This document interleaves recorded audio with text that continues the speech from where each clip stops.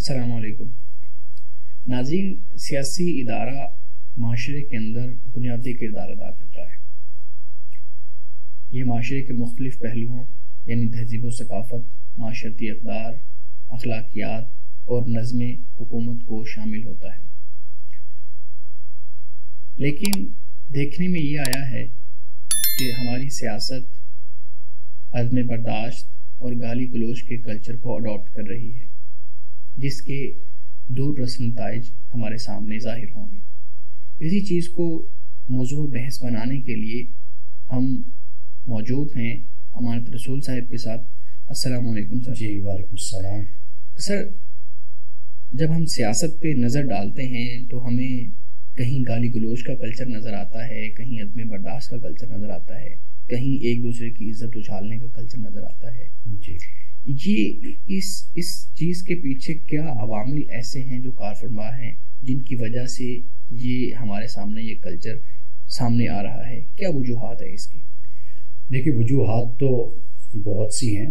ایک تو بنیادی وجہ یہ ہے کہ ہمارے ملک میں آمریت زیادہ عرصے رہی ہے اور جمہوریت کی زندگی بہت تھوڑی ہے ہمارے ہاں۔ یعنی جمہوریت وہ نام نہاد آپ اسے کہہ لیجئے یا جو بھی آپ نام دینا چاہیے دے سکتے ہیں اس کو، لیکن بہرحال کہیں نہ کہیں سے تو ایک قوم اپنے سفر کو شروع کرتی ہے نا، اچھائی کی طرف بڑھتی ہے آہستہ آہستہ۔ جب وہ سفر کا آغاز کرتی ہے تو اس میں خامیاں ہوتی ہیں، غلطیاں ہوتی ہیں، سب کچھ ہوتا ہے، لیکن یہ بات تو طے شدہ ہے اور انسانیت اپنے تجربے سے اس مقام پر پہنچی ہے کہ اس وقت جو دنیا میں بہترین نظام ہے وہ جمہوری نظام ہے۔ صحیح، جمہوریت ہے یا اسے شورائیت آپ کہہ لیجیے، وہ سب سے بہترین نظام ہے۔ تو ایک تو ہم بہت عرصے سے اس سے محروم رہے اور پھر اس کے بعد ہمارے ہاں جمہوریت آئی، الیکشن ہوئے، تو قوم کی ایک تربیت ہوتی ہے، اس کے لیے ایک طویل عرصہ چاہیے ہوتا ہے۔ تو گویا کہ ابھی ہم عہد طفولیت میں ہی ہیں۔ صحیح ہے۔ اور قوموں کی زندگی آپ کو معلوم ہے کہ قومیں گرتی ہیں، سنبھلتی ہیں، پھر گرتی ہیں، پھر سنبھلتی ہیں، یہ معاملہ چلتا رہتا ہے اور ایک بڑا طویل وقت اس کے لیے چاہیے ہوتا ہے۔ اور دوسری بات میں یہ سمجھتا ہوں کہ پاکستان کو شاید قائد اعظم کے بعد کوئی ایسی قیادت نہیں مل سکی جس کو میں ایک پورا پیکج کہتا ہوں۔ ایک قیادت کا پورا پیکج ہوتا ہے، یعنی قیادت ویژنری ہوتی ہے، صحیح، قیادت باکردار ہوتی ہے، قیادت ایماندار ہوتی ہے، اور اس کے علاوہ قیادت جو مسائل ہوتے ہیں اس وقت ان حالات کو اور ان مسائل کو بہت اچھے طریقے سے سمجھتی ہے۔ قائد اعظم کے بعد ہمیں ایسی قیادت نہیں مل سکے، یعنی جن کی ایمانداری اور جن کے ویژن اور جن کی بصیرت پر پوری قوم متحد ہو، ایون کہ جو اپنے غیر ہوتے ہیں، دشمن ہوتے ہیں، مخالف ہوتے ہیں، وہ بھی اس بات کو تسلیم کریں۔ پاکستان کو ایسی قیادت نہیں مل سکی۔ کوئی کسی خوبی کے ساتھ تھا تو کوئی کسی ایک خوبی کے ساتھ تھا، لیکن مکمل جو ایک قیادت کا پیکج ہوتا ہے وہ ہمیں میسر نہیں آتا، کوئی ایسا شخص ہمیں نظر نہیں آتا جس میں۔ اور تیسری جو ایک بات نظر آتی ہے، دیکھیے قیادت وہ ہوتی ہے کہ جو قوم کو اپنے پیچھے لے کر چلتی ہے۔ صحیح ہے۔ قیادت وہ نہیں ہوتی جو قوم کے پیچھے چلتی ہے۔ یعنی ہمارے ہاں یہ بدقسمتی رہی کہ قیادت نے یہ دیکھا ہے کہ لوگوں کو کس طرح کیپچر کیا جا سکتا ہے، اور الیکشن کی سیاست ہمارے ہاں زیادہ رائج ہوئی ہے۔ یعنی ایک ہوتا ہے پولیٹیشین، ایک ہوتا ہے اسٹیٹس مین۔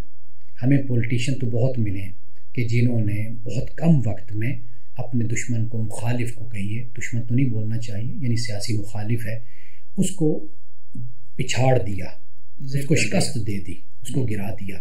ایسی قیادت تو ہمیں یہاں پر بڑی میسر آئی ہے، لیکن ایسی قیادت میسر نہیں آئی کہ جس نے دور اندیشی کے ساتھ، بصیرت کے ساتھ قوم کو اپنے پیچھے لگایا ہو۔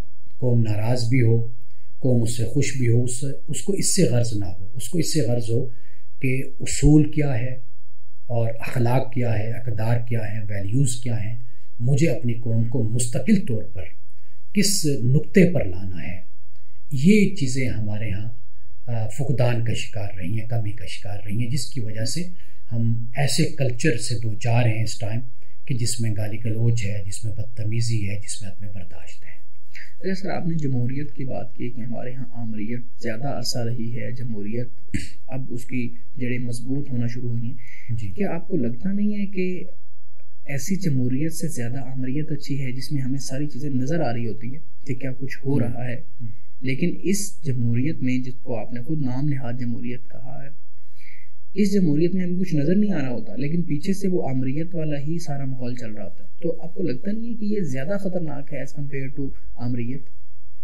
میں یہ سمجھتا ہوں کہ یہ جس شکل میں بھی ہے، یہ بہرحال یہ بھی نعمت غیر مترقبہ جس کو ہم کہتے ہیں، یہ بھی غنیمت ہے، اس لیے کہ چلیں کچھ سفر تو آگے کا ہوا اور آنے والے وقت میں ممکن ہے کہ ہمارے سیاستدانوں کو، حکمرانوں کو، عوام کو سمجھ آ جائے، تو اس کی توقع کی جا سکتی ہے، اس لیے کہ بے شک آمریت کی طرح یعنی صورتحال نہیں ہے اور جو بھی حالات ہیں، لیکن کم از کم کسی نہ کسی حد تک کچھ بولنا، گفتگو کرنا، اختلاف کرنا تو میسر ہے نا، تو ہم یہ کہہ سکتے ہیں کہ اسی طرح اگر ہمارا سفر رہے اور اس ماحول میں بھی اگر لوگ بولتے ہیں، بات کرتے ہیں، گفتگو کرتے ہیں، تو امید رکھی جا سکتی ہے کہ آنے والا وقت مزید بہتر ہوتا چلا جائے گا۔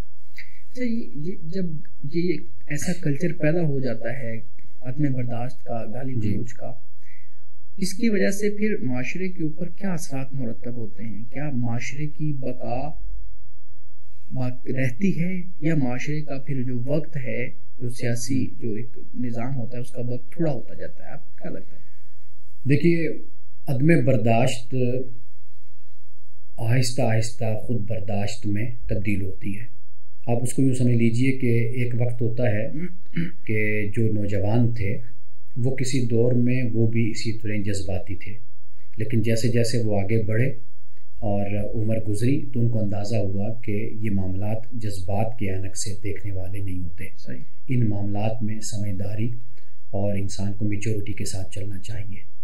تو میں یہی سمجھتا ہوں کہ اگر ہم یہ چاہتے ہیں کہ قوم میں برداشت پیدا ہو تو اس کے لیے صرف یہ نہیں ہے کہ یہ سفر جاری رہے، اس کے ساتھ یہ بھی ہے کہ جو ہمارے معاشرے کی مختلف اکائیاں ہیں، جیسے دانشور ہوتے ہیں، جیسے میڈیا ہوتا ہے، جیسے لکھاری ہوتے ہیں، جیسے مذہبی رہنما ہوتے ہیں، علماء خاص طور پر، ان کی بھی پھر ایک ذمہ داری بن جاتی ہے کہ یہ معاشرے کو اصل جو مقاصد ہیں اور اصل جو اہداف ہیں ان کی طرف متوجہ کریں، اور انسان کی صرف یعنی سماج کی تربیت کا نہیں معاملہ ہوتا، اصل مسئلہ ہوتا ہے فرد کی تربیت کا۔ یہ جن اکائیوں کی میں بات کر رہا ہوں یہ در حقیقت فرد کی تربیت کرتے ہیں۔ تو ہم ٹھوکر کھائیں گے، ہم گریں گے، ہم غلطی کریں گے تو تبھی ہم سیکھیں گے نا۔ تو غلطیاں کرنے سے ہی انسان آگے کا سفر جاری رکھتا ہے، بشرطے کہ اس کی ڈائریکشن اور اس کی جو سمت ہے وہ درست ہو۔ جی بالکل ٹھیک سر، آپ نے بالکل ٹھیک اس پہ گفتگو کی۔ ناظرین، یہ موضوع بہت طویل ہے، ہم امانت صاحب کے ساتھ اس کے اوپر ایک اور نشست رکھیں گے، تب تک کے لیے ہمیں اجازت دیجیے، خدا حافظ۔